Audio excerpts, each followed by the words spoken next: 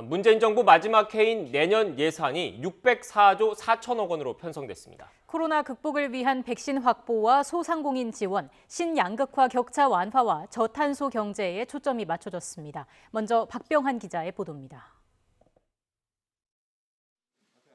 내년에도 확장적 재정 기조가 이어집니다. 정부는 올해보다 8.3% 증가한 604조 4천억 원의 내년 예산을 편성했습니다. 문재인 정부 출범 첫 해 400조 원이던 예상 총 지출 규모는 지난해 500조를 돌파한 뒤 2년 만에 600조를 넘었습니다. 5년 만에 200조 원이 증가한 셈입니다. 첫 번째, 내년도에 코로나 위기를 완전히 종식시켜야 됩니다. 두 번째, 확고하게 경기를 회복시켜야 합니다. 세 번째, 신양극화에 선제적으로 대응해야 됩니다. 네 번째, 선도 국가로 도약하기 위한 인프라를 구축해야 됩니다.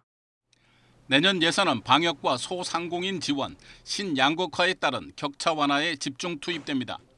먼저 백신 구매와 접종, 의료 인프라 확충 등에 5조 8천억이 투입됩니다.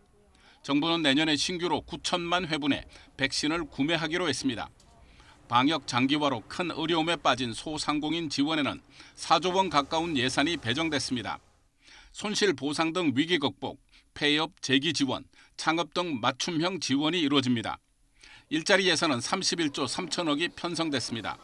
노인과 장애인 등 취약계층 직접 일자리가 105만 개로 확대되고 고용장려금 등을 통한 106만 명의 민간 취업도 지원됩니다. 교육과 주거, 의료, 돌봄 등 격차 완화를 위해선 41조 원이 투입됩니다. 국가장학금 등 교육에 4조 2천억, 공적 임대주택 등 주거에는 34조 원이 편성됐습니다. 또 기초생활보장제도 보장성이 크게 강화되고 한부모, 다문화 가정 예산도 늘렸습니다. 청년 대책으로는 일자리와 주거, 자산 형성 등에 23조 5천억이 지원됩니다. 미래형 경제구조 전환에 대비한 예산도 큰 폭으로 증액됐습니다. 온실가스 감축 등 탄소 중립 경제를 위해 12조 원이 투입되고 2조 5천억 규모의 기후 대응 기금이 신설됩니다. 반도체와 미래차, 바이오 등 빅3 산업 육성에 올해보다 43% 늘어난 6조 3천억이 투입됩니다.